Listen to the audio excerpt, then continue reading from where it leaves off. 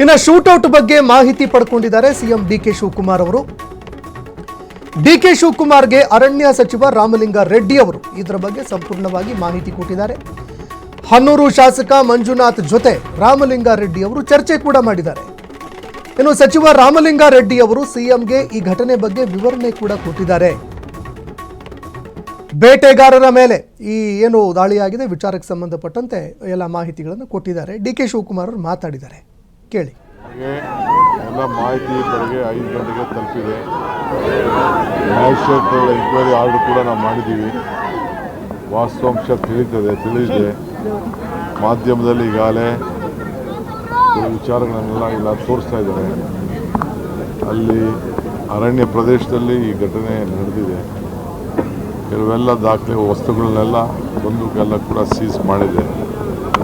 ಇಬ್ಬರನ್ನ ಸಾಗಣೆ ಮಾಡೋಂಥ ಸಂದರ್ಭದಲ್ಲಿ ಸಾವೊಪ್ಪಿದೆ. ಮಿಕ್ಕಿದವ್ರನ್ನೆಲ್ಲ ವಶಕ್ಕೆ ತೆಗೆದುಕೊಂಡಿದ್ದಾರೆ. ಏನು ಒಂದು ಶರೀರಗಳನ್ನು ಕೂಡ ಇವತ್ತು ಪರಿಶೀಲನೆ ಕೂಡ ಎಲ್ಲ ನಡೀತಾ ಇದೆ. ಸೊ ಎಲ್ಲ ನಮ್ಮ ಮ್ಯಾಜಿಸ್ಟ್ರೇಟ್ ಅವರು ಎನ್ಕ್ವೈರಿ ಮಾಡಿದ ನಂತರ ಮಿಕ್ಕಿದ ವಿಚಾರ ರಾಜ್ಯದ ಜನತೆ ಗಮನವನ್ನು ಸೆಳೀತಾರೆ. ಹಾಗೆ ಎಲ್ಲ ಮಾಹಿತಿ ಬೆಳಗ್ಗೆ 5 ಗಂಟೆಗೆ ತಲುಪಿದೆ. ನ್ಯಾಯಶಾಸ್ತ್ರ ಎಂಕ್ವೈರಿ ಆರ್ಡರ್ ಕೂಡ ನಾವು ಮಾಡಿದ್ದೀವಿ. ವಾಸ್ತವಾಂಶ ತಿಳಿದಿದೆ. ಮಾಧ್ಯಮದಲ್ಲಿ ಈಗಾಗಲೇ ವಿಚಾರಗಳನ್ನೆಲ್ಲ ಇಲ್ಲ ತೋರಿಸ್ತಾ ಇದ್ದಾರೆ.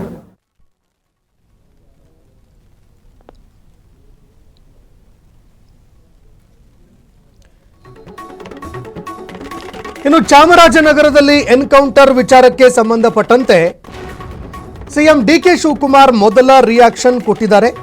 ಈ ಬಗ್ಗೆ ಮಾತಾಡಿದ್ದಾರೆ. ಬೆಳಗ್ಗೆ 5 ಗಂಟೆಗೆ ನನಗೆ ಮಾಹಿತಿ ತಲುಪಿದೆ. ಈ ವಿಚಾರಕ್ಕೆ ಸಂಬಂಧಪಟ್ಟಂತೆ ಅರಣ್ಯ ಪ್ರದೇಶದಲ್ಲಿ ಈ ಘಟನೆ ನಡೆದಿದೆ. ಮ್ಯಾಜಿಸ್ಟ್ರೇಟ್ ನೇತೃತ್ವದಲ್ಲಿ ತನಿಖೆಗೆ ಆದೇಶ ಕೊಟ್ಟಿದ್ದೀನಿ. ಕೆಲವು ವಸ್ತು ಬಂದೂಕುಗಳನ್ನು ಸೀಸ್ ಮಾಡಲಾಗಿದೆ.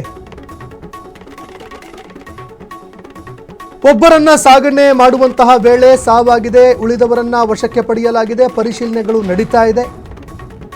ಮ್ಯಾಜಿಸ್ಟ್ರೇಟ್ ತನಿಖೆ ಬಳಿಕ ಎಲ್ಲ ಮಾಹಿತಿಗಳು ಹೊರಬೀಳುತ್ತೆ ಮಾತಾಡಿದ್ದಾರೆ. ಈ ಬಗ್ಗೆ ಮಾಹಿತಿ ಕೊಟ್ಟಿದ್ದಾರೆ. ಮಾಧ್ಯಮದಲ್ಲಿ ಈಗಾಗಲೇ ವಿಚಾರಗಳನ್ನೆಲ್ಲ ಇಲ್ಲ ತೋರಿಸ್ತಾ ಇದ್ದಾರೆ. ಅಲ್ಲಿ ಅರಣ್ಯ ಪ್ರದೇಶದಲ್ಲಿ ಈ ಘಟನೆ ನಡೆದಿದೆ. ಕೆಲವೆಲ್ಲ ದಾಖಲೆ ವಸ್ತುಗಳನ್ನೆಲ್ಲ ಬಂದೂಕೆಲ್ಲ ಕೂಡ ಸೀಸ್ ಮಾಡಿದೆ. ಇಬ್ಬರನ್ನ ಸಾಗಣೆ ಮಾಡೋಂಥ ಸಂದರ್ಭದಲ್ಲಿ ಸಾವೊಪ್ಪಿದೆ. ಮಿಕ್ಕಿದವ್ರನ್ನೆಲ್ಲ ವಶಕ್ಕೆ ತೆಗೆದುಕೊಂಡಿದ್ದಾರೆ. ಏನು ಒಂದು ಶರೀರಗಳನ್ನು ಕೂಡ ಇವತ್ತು ಪರಿಶೀಲನೆ ಕೂಡ ಎಲ್ಲ ನಡೀತಾ ಇದೆ. ಸೊ ಎಲ್ಲ ನಮ್ಮ ಮ್ಯಾಜಿಸ್ಟ್ರೇಟ್ ಅವರು ಎನ್ಕ್ವೈರಿ ಮಾಡಿದ ನಂತರ ಮಿಕ್ಕಿದ ವಿಚಾರ ರಾಜ್ಯದ ಜನತೆ